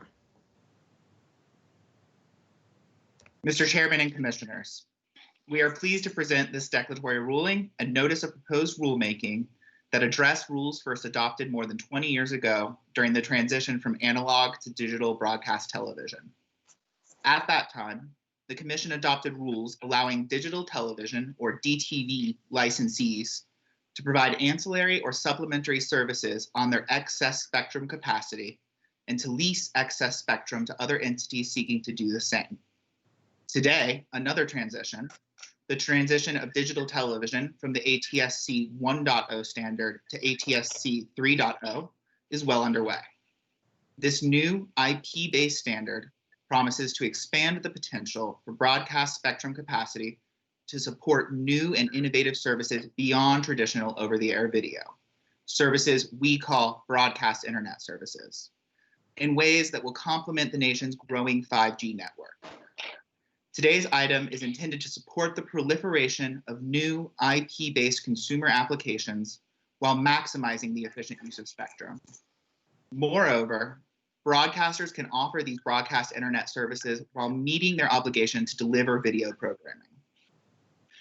The declaratory ruling before you today would remove regulatory uncertainty that could hinder the development of these new, innovative uses of broadcast spectrum. Specifically, it clarifies that long-standing television station ownership restrictions do not apply to the lease of spectrum to provide broadcast internet services. This means that a broadcast television licensee can lease spectrum to another broadcaster, including one operating in the same geographic market, or to a third party for the provision of ancillary or supplementary services without triggering the Commission's attribution or ownership rules for television stations. The accompanying NPRM would seek comment on the extent to which we should clarify or modify our existing rules in order to further promote the deployment of broadcast internet services as part of the transition to ATSC 3.0. The NPRM seeks comment generally on potential uses of the new technological capability associated with ATSC 3.0 and any existing regulatory barriers to deployment. It also asks whether any changes or clarifications are needed to the ancillary supplementary service fee rules or the rules defining derogation of service and analogous services. The Media Bureau recommends that the Commission adopt the declaratory ruling and NPRM and requests editorial privileges to make any necessary technical or conforming edits. Thank you. Thank you, Mr. Cobb and Ms. Carey, for presenting the item. We'll now turn to comments from the bench, beginning with Commissioner O'Reilly. I thank the chair. Today, we consider a declaratory ruling that might best be described as restating current law and policy. To my knowledge, no active next-gen TV industry participant has suggested that today's item is needed as a matter of law, notwithstanding assertions otherwise. To the extent we merely restate a point that is widely agreed upon and supported by the Commission's existing authority, I do not necessarily see a harm in us taking this action. Be that as it may, I do question whether this is the best use of our resources when there are many remaining media modernization matters urgently sought by industry and consumer groups that do need to be addressed and are ripe for action. At the same time, in response to those who've suggested that today's action moves us in the wrong direction, muddying the proverbial waters of media ownership, let me be clear. Any attempt in the future to reverse today's declaratory ruling would be ineffective in changing the underlying ownership rules, which have no bearing on ancillary services. To the extent that anyone finds a declaratory ruling necessary, I also thank the chair and my colleagues for accepting my request to similarly clarify that during the transition from 1.0 to 3.0, temporary hosting of one station simulcast by another will have no effect on ownership considerations. In the past life, I worked on the Telecom Act of 1996, whose authors anticipated that broadcasters might someday be able to offer new and innovative ancillary services using access capacity once for the digital transition was complete. At that time, no one knew of the yet to be conceived ATSC 3.0 standard or how it might further revolutionize broadcasting. Even today, there are still questions regarding how next-gen TV will be monetized as we wait to see how the marketplace treats the technology and its potential functionality. I have written and spoken about these possibilities at length over the last several years, and as someone who has been at the forefront of advocating for this voluntary transition, I can say it is exciting to see more and more stations make the transition this year. Just last week, we saw Las Vegas become the first market to have 4 major stations broadcasting in ATSC 3.0. There is no doubt that a lot of progress has been made since I visited the first test market in Phoenix years ago to see how many of the beta data casting efforts were being initiated, followed by a trip to East Lansing to see public broadcasters' vision for next-gen TV. On that note, as we await further device manufacturing to allow consumers to take full advantage of next-gen TV, we're already seeing the implementation of one-of-a-kind of service anticipated in today's item, educational data casting. I've been especially impressed by the work of public television stations to increase access to educational services during the current crisis, one of the most significant challenges our educators have faced in several generations, especially given the real possibility that schools may not be able to fully open in the fall. In particular, my staff and I have personally reviewed the South Carolina public television resources being made available to school districts across their state, and I've elsewhere noted that a small investment could help replicate this model across the country. Much of the NPRM before us today encapsulates my previous efforts to determine what remaining issues need to be addressed to facilitate implementation of ATSC 3.0. It should be no surprise that I've sought guidance from industry on how to ensure that most of the existing restrictions and limitations imposed on broadcasters do not carry over to the non-primary stream. The inquiry into dynamic spectrum management is an interesting one, although there seems to be some confusion over what people actually mean when discussing the topic, and it's questionable whether this is the right forum for a lengthy discussion. Somewhere, Ronald Coase is having a hearty laugh. In any event, I thank the chairman for his willingness to work with me to explore the content and timing of an item to further explore this topic, which is worthy of a deeper discussion, although I'm mindful of the extremely busy summer awaiting commission staff, many projects that I myself have initiated. Finally, we probably could have lived without the effort to artificially rebrand the non-broadcasting data casting service with the questionable term of broadcast internet. Many of the examples cited are one-to-many applications that may very well hold great potential for the future of broadcasting and indeed ancillary services, but the term selected by industry, data casting, properly encapsulates what it really is. While some are talking about pairing these ancillary downlink services with cellular or other uplinks, it is not the job of the commission to act as a branding magician in the absence of necessary policy reasons. This all notwithstanding, we await with great anticipation what the future may hold with regard to next-gen TV, and I look forward to the imminent release of our ATSC 3.0 item, which is currently on circulation. And I continue to offer to any newly interested individuals a hearty welcome to the discussion, with the hope that they find as much promise here as I have over the last many years. I thank the chair, and I will approve the item. Thank you, Commissioner. Commissioner Carr. Broadcast TV signals blanket the country, and those powerful airwaves are now undergoing their most significant upgrade since the 1980s, when engineers started their work on the digital television transition. All of that is thanks to a new and innovative broadcast transmission standard known as ATSC 3.0. To date, much of the attention on this standard has focused on the wide range of next-gen TV applications it can enable. Everything from bringing ultra HD video to the airwaves to ushering in a more interactive, accessible, and personalized experience for the viewing public. But those exciting applications only tell part of the story. A year ago, I gave a speech at the NAB convention where I drew attention to an entirely different set of 3.0 applications. I suggested that we should think about this technology as a new and competitive broadband pipe, After all, the technology can leverage the power and coverage of broadcast transmissions to deliver a 25 megabit per second data stream to Americans. That's why we're seeking to promote this new set of broadcast internet services with our decision today. That term captures even more of the innovative applications that we're talking about. These new broadcast internet services are part of a broader trend we're seeing in communications. From innovative 5G offerings to high capacity fixed services, providers from previously distinct sectors are competing like never before to offer high-speed internet services through a mix of different technologies.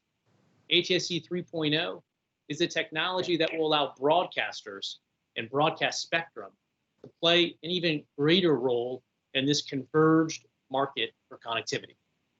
As our networks continue to mature, they won't always rely on the same spectrum bands for inbound and outbound data paths. Instead, hybrid networks will look for the most efficient and cost-effective way to deliver content to users. And this is where broadcast spectrum, delivering broadcast internet services, can leverage its inherent strengths to compete in this market. Those strengths include wide area coverage over low band spectrum and an efficient one-to-many architecture. Take autonomous vehicles, which is just one area where broadcast internet services could play a pivotal role. It could send out targeted map and traffic data or provide large fleet-wide software updates quickly and efficiently. For IoT, smart ag, and telemedicine applications, broadcast internet's low-band spectrum could provide an efficient means of communicating with devices over wide areas. For 5G, it could help augment coverage or add capacity by shifting data off cellular networks. For both fixed and mobile services, as we look to push more and more data to the edge of the network, broadcast internet services could provide one way of moving all that data in an efficient and cost-effective manner. For many Americans, this new technology means they could have another option for high-speed downloads from movies to applications delivered over the same spectrum they've long used for over-the-air television.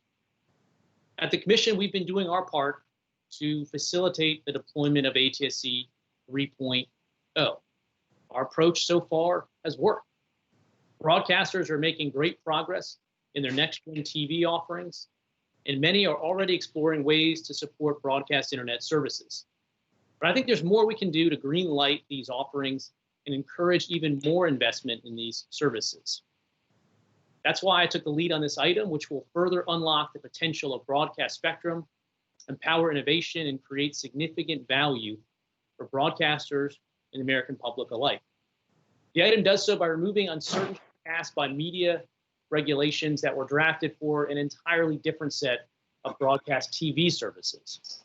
In the declaratory ruling, we ensure that these new services are not weighed down by legacy media regulations by clarifying that the Commission's broadcast television station ownership rules do not apply to leasing arrangements between broadcasters and third parties for the provision of broadcast internet services.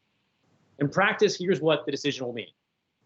It'll allow a broadcaster or any other entity to enter into lease agreements with multiple broadcasters in a single geographic market for purposes of offering broadcast internet services without triggering the Commission's attribution or ownership rules for television stations.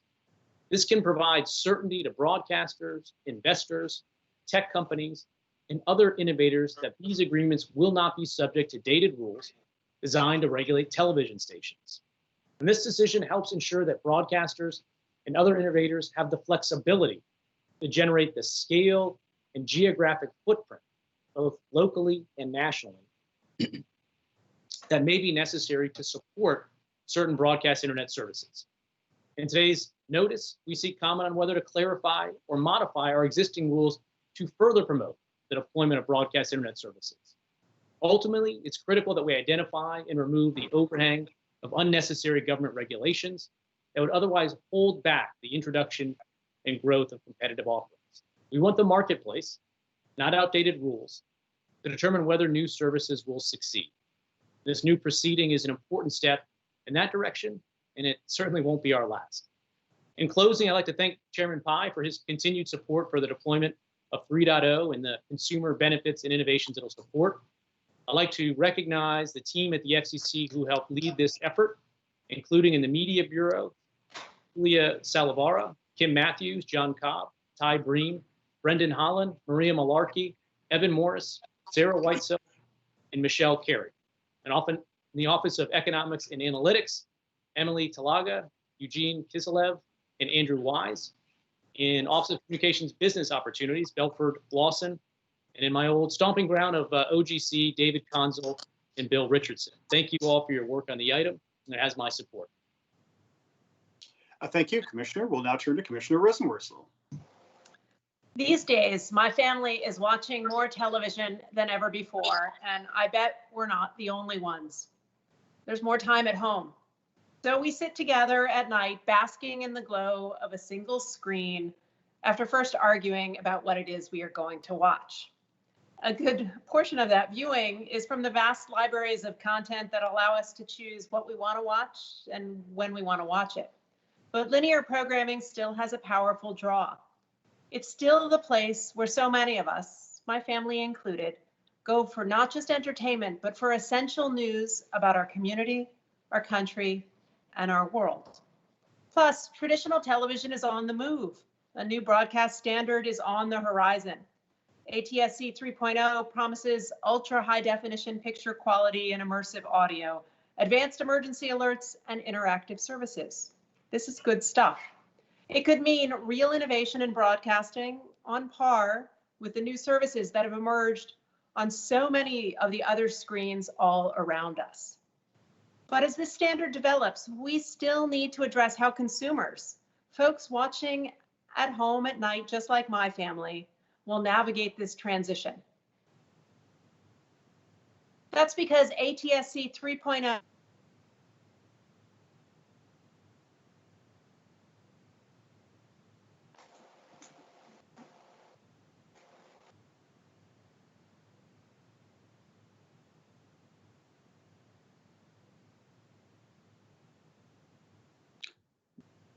Commissioner, are you still there?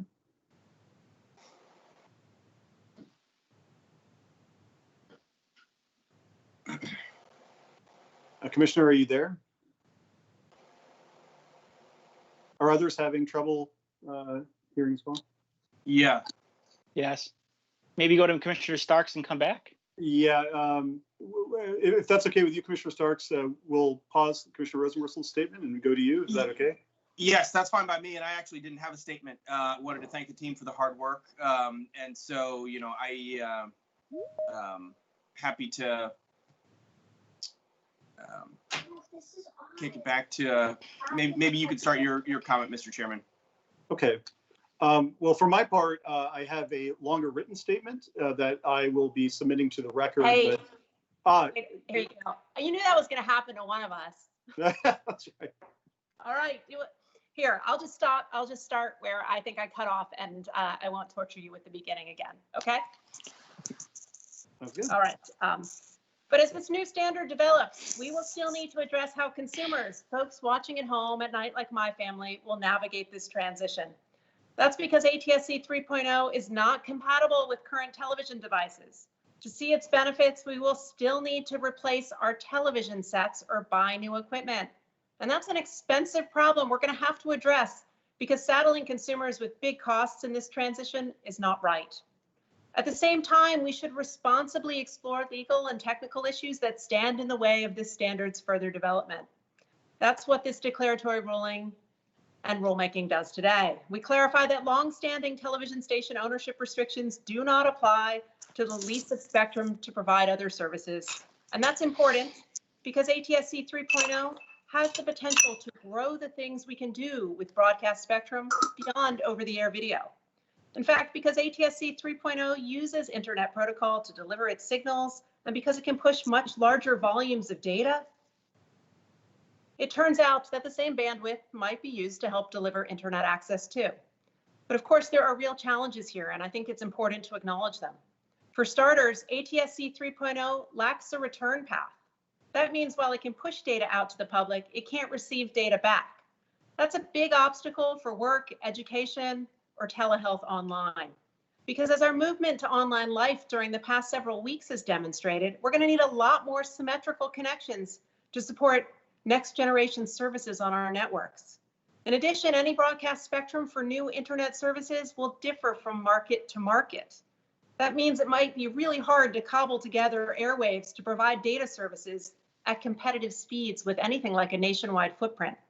Finally, without a market-based effort to put new chips in a range of devices, broadcasters might instead put these airwaves to use by just leasing it out to the same wireless carriers we're familiar with today.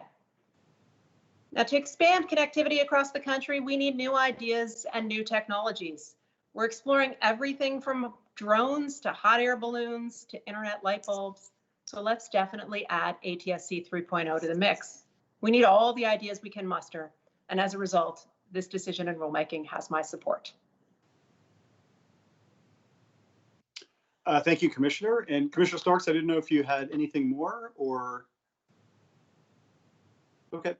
Well, for my part, as I was mentioning, I'll have a written statement that I will submit into the record, covering in greater depth the issues involved. But for now, let me simply say thank you to the staff for the hard work put in from the Media Bureau, the Office of General Counsel, the Office of Communications Business Opportunities, and elsewhere. Thank you as well to Commissioner Carr for spearheading this initiative, and I look forward to seeing how this initiative develops in the time to come. With that, we'll proceed to a vote on the item. Commissioner O'Reilly. Aye. Commissioner Carr. Approve. Commissioner Rosenworcel. Approve. Commissioner Starks. You're muted, but I could read your lips. It said approve, so we'll take it. And the chair votes to approve as well, with editorial privileges granted as requested. Thank you again to the Media Bureau, in particular Mr. Cobb and Ms. Carey, for presenting the item and for the work on it. Madam Secretary, can you please take us to the, to the next item on the agenda, Madam Secretary. Mr. Chairman and Commissioners, last on your agenda, item 5 is an enforcement action for the Commission. The item will be presented by the Enforcement Bureau. Lisa Gelb, Deputy Bureau Chief of Staff, will introduce the item. Thank you, Madam Secretary. And because this is an enforcement-related matter, we are going to switch up the order, as we typically have done for enforcement matters involving the presentation of a notice of apparent liability for forfeiture at an open meeting. As with all open meeting items, the Bureau circulated this particular item to each commissioner's office at least 3 weeks ago. But there's a longstanding practice at the agency that we do not publicly disclose the target of an investigation unless and until the commission formally decides to take enforcement action. For this item, this means that the agency votes on the item and then hears a brief presentation from the Bureau before proceeding to any statements that commissioners may have. This process, of course, ensures that the target will not be publicly disclosed until the FCC has voted to take action. We're following that precedent here, so we will now proceed directly to a vote on the item, which is item number 5 on the agenda, class number 200074. Commissioner O'Reilly? Aye. Commissioner Carr?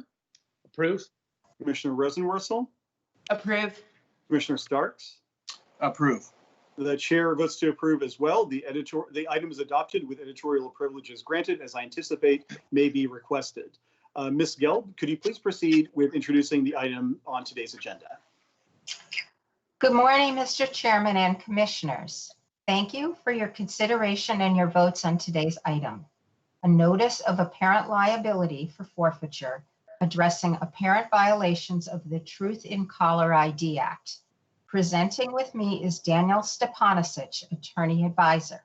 I would also like to thank Rosemary Harrell, Bureau Chief, Christy Thompson, Chief of the Telecommunications Consumer Division, Shayna Yates, Assistant Division Chief, Brandon Thompson, Honors Attorney, and Shannon Lip, Legal Advisor, for their work on these investigations, and the Office of General Counsel for its invaluable support. Daniel will now present the item. Thank you, Lisa. Good morning, Mr. Chairman and Commissioners. This Notice of Apparent Liability, or NAL, proposes the largest ever forfeiture, $225 million, against John Spiller, Jacob Mears, and their companies operating as Rising Eagle Capital Group, for unlawfully altering caller ID information. Over the course of 4.5 months in early 2019, Rising Eagle made more than 1 billion apparently spoofed robocalls offering health insurance products. Many of these calls misleadingly use the names of well-known health insurance providers such as Blue Cross Blue Shield and Cigna. Rising Eagle apparently knowingly used 170,000 caller IDs that it was not authorized to use. First, Rising Eagle apparently intended to defraud consumers by deceiving them into thinking that the robocalls were made by or on behalf of major health insurance brands. Second, Rising Eagle apparently intended to cause harm. The robocalls harmed the goodwill of well-known health insurance companies whose reputations and brand names were used, the subscribers of the telephone numbers that Rising Eagle spoofed, consumers who received the calls, and the terminating carriers that were forced to deliver huge numbers of unsolicited robocalls. Third, Rising Eagle apparently obtained something of value in the form of financial compensation, and the spoofed caller ID enabled Rising Eagle to evade liability. For these reasons, and the additional detail laid out in the Notice of Apparent Liability, the Enforcement Bureau appreciates the Commission's adoption of this item and the grant of editorial privileges. Thank you. Thank you, Mr. Stepancic and Ms. Gill, for your presentations. We'll now turn to comments from the bench, beginning with Commissioner O'Reilly.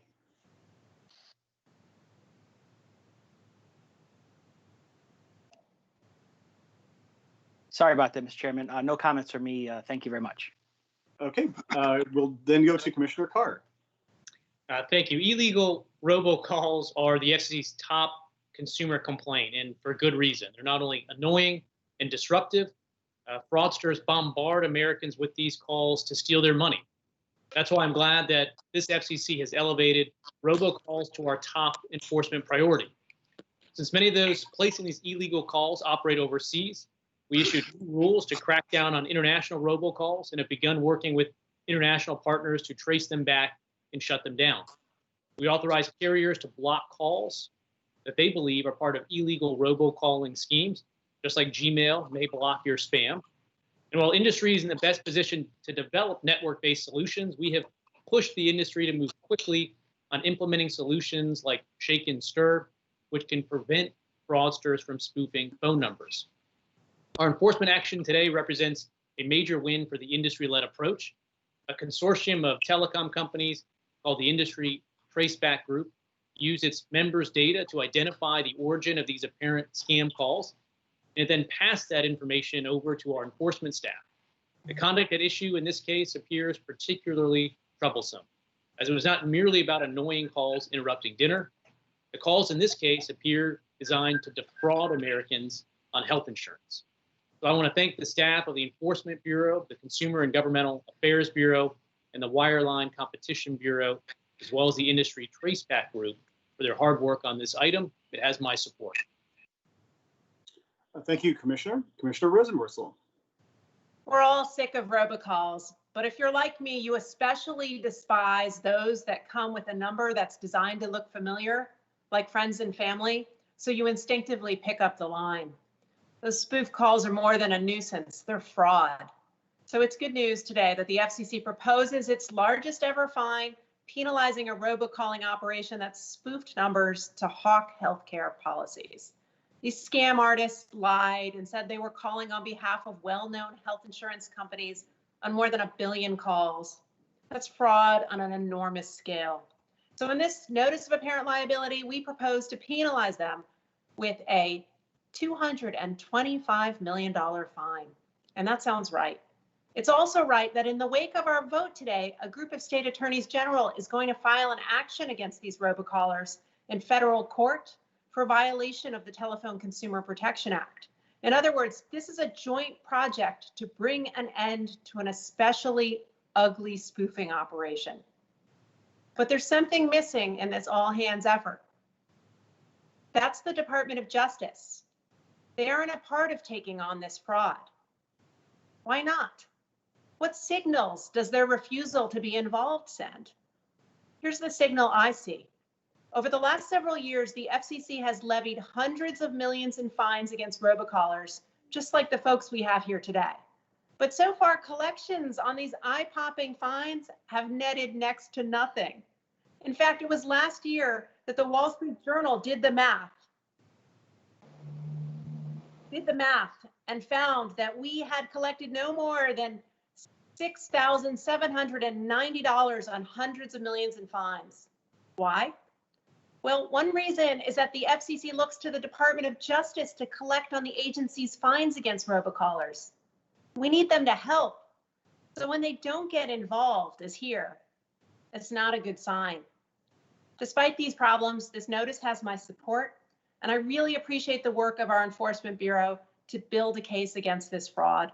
I only wish we had a whole of government effort, not only to announce big fines, but to do what's really meaningful, and that's collect.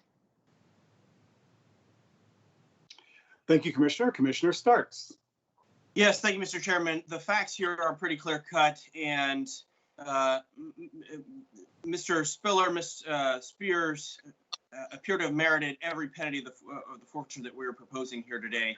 I am particularly glad that we are going after folks who are upsetting the medical communications during COVID-19. I think it's also particularly important that we deter those types of robocalls. And so I do approve this action here today, but I share the similar concern now of what now? What is the plan for following through to make sure this forfeiture is paid and that these offenders get out of robocalling businesses for good? I asked the Enforcement Bureau about our progress in collecting some of these large forfeitures, was told that the Bureau does not maintain a list of those proposed forfeitures and those collections. And notably, in 2015, a then Commissioner Pai observed how the Enforcement Bureau's process had gone off the rails in part by how extremely hard it is to find out just how much money there is in actually being collected after media headlines fade into the rearview mirror. Here, I do want the same type of answers, and 5 years later, it is still a beguiling problem. The threats of large fines as deterrents are important, but they mean nothing if we systematically don't follow through end to end and actually collect on them. That means better follow through on the entire life of an enforcement action. We have to work hard with our Department of Justice colleagues to ensure on the back end that our enforcement efforts reap actual measurable results, and then we can be transparent about how we're doing more to put violators on notice that we mean business. We are not otherwise just going to create more headlines. Thank you. Thank you, Commissioner, and thanks in particular for that 2015 poll. That was about 5 years and 20 pounds ago for me. The COVID-19 pandemic has disrupted businesses across the nation, displaced the American workforce, shuttered sports leagues, and closed our children's schools. But there's one thing that this pandemic has not dampened, and that is our commitment to protect the American consumer from illegal robocallers. Indeed, in April, in a first-of-its-kind effort, we partnered with the Federal Trade Commission to send cease and desist letters to 3 gateway providers that were facilitating the delivery of COVID-19-related scam robocalls into the United States. We told them that if they didn't stop bringing these unlawful robocalls into the country, they would be at risk of entirely losing access to our nation's phone system. Within 24 hours of our sending these letters, the providers stopped carrying those scam robocalls. Then, in May, we did it again, this time with the US Department of Justice on board. And again, 3 different gateway providers stopped bringing COVID-19-related scam robocalls into the United States within 24 hours of receiving our letters. Today's notice of apparent liability is the latest action taken by the Commission to combat illegal robocalls since the COVID-19 pandemic was declared a national emergency. It proposes a landmark forfeiture of $225 million, the largest fine ever in the FCC's history. And that is because, operating through various companies collectively called Rising Eagle, John C. Spiller and Jacob A. Mears allegedly made approximately 1 billion spoofed robocalls, billion with a B, in the first 4.5 months of 2019, with the intent to defraud, cause harm, and wrongfully obtained something of value, in apparent violation of the Truth in Caller ID Act. Like other nefarious robocalling scams, Rising Eagle primarily used spoofed caller ID numbers to flood consumers with pre-recorded calls. These robocalls misled consumers into thinking that the calls were from well-known and reputable health insurance providers, such as Cigna and Blue Cross Blue Shield.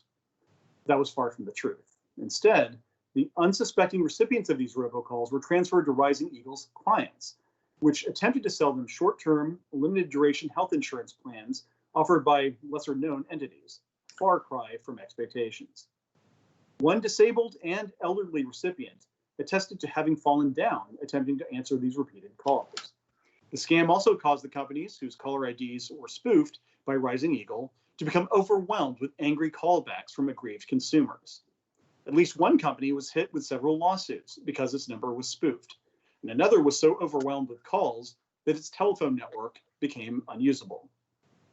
What made Mr. Spiller's scheme so insidious from a consumer perspective was something he admitted to investigators. Not only did he make millions of calls a day using spoofed numbers, but he took particular care to include customers who had put their names on the National Do Not Call registry, because he, and I quote here, found his sales rates rose substantially, unquote, when he did so. Rising Eagle even continued to make abusive robocalls despite being warned on multiple occasions that the calls were unlawful and were generating complaints. Well, thankfully, that scam has now run its course. And it's important to highlight that this action was made possible in part due to a collaborative and ongoing effort between our own Enforcement Bureau staff and experts from the U.S. Telecom Industry Traceback Group. Along with our actions to clamp down on COVID-19 related scam robocalls with the Federal Trade Commission and the Department of Justice, today's NAL is another example of how collaboration across government and between public and private sectors can bring robocallers to justice. I want to thank the intrepid staff of the Commission for the diligent work in bringing this action to the commissioners from the Enforcement Bureau, the Consumer and Governmental Affairs Bureau, the Office of Economics and Analytics, the Office of General Counsel, and the Wireline Competition Bureau. As you heard, this item has our unanimous support. With that, we have concluded the formal agenda for voting. Would any of my colleagues like to make any announcements at this time? Anybody? Commissioner Starks? Yes, I'm going to be brief because I see we are sitting at about 2 hours here, but I just wanted to briefly announce that despite the fact that COVID-19 has disrupted so many aspects of all of our lives in fundamental ways, I'm glad to announce that it hasn't disrupted my internship program and my efforts to make sure that the next generation of telecom leadership has some good thrilling work to do here. So first up, we have Gerald Adams, who was raised in a rural farm in Utah prior to law school. He was a research physicist who focused on quantum computing and was a patent engineer focusing on 5G. Next, we have Justin Perkins, a Raleigh, North Carolina native, who's a rising third-year law student at Howard University. He spent last summer at Comcast NBC in Philadelphia. And is a tuba player. And finally, we have Amy Robinson, a San Antonio native who graduated from Harvard College in 2015, spent 3 years with the school's Health and Libraries Broadband Coalition, is now pursuing a joint JD and policy degree at Harvard Law School and Harvard's K School. And I understand she is an aficionado of making breakfast tacos. So thank you, welcome all. Glad to have my interns. Thank you, Mr. Chairman. Thank you, Commissioner, and good luck to your interns this summer. Hope it's a good experience. Commissioner Riley, anyone else? So I'll be brief. I just have a few announcements. The first is Ann Weigel, who comes to the Commission as the new Deputy Director of Communications in the Office of Media Relations. She comes to us from the Department of Commerce's NTIA, where she served as the Director of Public Affairs. Before that, she was also a senior editor and associate managing editor for a telecom industry publication, not TR Daily, whatever the other one is, Tom Daily, and also the senior vice president of communications for the Trade Association U.S. Telecom, the chief editor at the U.S. Trade Representatives, and a reporter for the New Orleans Times-Picayune and the Washington Times. On a personal note, she's a classically trained pianist, which is pretty impressive, dabbles in flute, voice, and violin. She tells me that she has a long track record of being culturally illiterate, which was revealed famously early in her career when she got an assignment from the New Orleans Times-Picayune to interview the musician Sting. And her first question was, who is that? That's pretty impressive. And she's already contributed a lot across the different areas that the commission regulates and is involved with. And she's just been a pleasure to work with. So Anne, welcome to the commission. Next, a couple of interns in my office as well who have started and are already doing great work. The first is Joe Kane, who is a rising 3L at Catholic Law School here in Washington, D.C. He got his bachelor's from Grove City College and his master's in economics from George Mason. Since then, he has worked at American Action Forum, the Competitive Enterprise Institute, the Mercatus Center, and the R Street Institute. I think he likes markets. He might be the first intern, as I can tell, to submit comments in a number of our different rulemakings, including the C-band rulemaking, CBRS, and the Restoring Internet Freedom proceeding. Interestingly, he was born on the move, literally. He was born in an elevator in Hershey, Pennsylvania, where some of us get our mug stash, of course. He can quote the entire movie of National Treasure almost verbatim. Hey, to each his own, they can't all be classics. And he likes going to Steelers games. They're 1-3 in games he's attended, including against Commissioner Starks and Commissioner Carrs and my Kansas City Chiefs. So we certainly encourage him to keep attending Steelers games as much as possible. Welcome, Joe, to our team. And next is Lauren Early. She's a 3L at Georgetown Law School, having graduated from Hollins University. You might not know this, but Lauren informs me that Hollins is the only university in the United States without a mascot. I mean, not even a color or an unofficial mascot like Stanford has. So go green and gold. She's also worked at several law firms, including Arnold and Porter here in Washington. And she's also worked in public service, including as an intern in my old stomping grounds, my first job here in Washington over 20 years ago at the DOJ's Antitrust Division in the telecommunications and broadband section. Most remarkable to me, Lauren tells me that she affirmatively enjoys haggis, which she described on a trip to the Scottish Highlands. And if you don't know what haggis is, Google it and you will understand immediately how incredible that statement is on behalf of Lauren. So we've really enjoyed, like I said, working with Joe and Lauren, even in a virtual environment, and we'll hope they have a great semester. Last but not least, I again want to thank the FCC staff for presenting today, to the commission meeting room staff for setting up this virtual call, which went seamlessly, and incredibly our commission staff across the bureaus and offices who presented the items. I know a lot of work has gone into these items over the last couple of months, and your willingness to bear with us as we set up this virtual environment has been much appreciated. We could not do it without you, and I just want to express my gratitude again. If my colleagues don't have any further announcements, Madam Secretary, it is to you we turn to announce the date of the next FCC agenda meeting. The next agenda meeting of the Federal Communications Commission is Thursday, July 16th, 2020. Until then, we are adjourned. Take care, folks. Be well.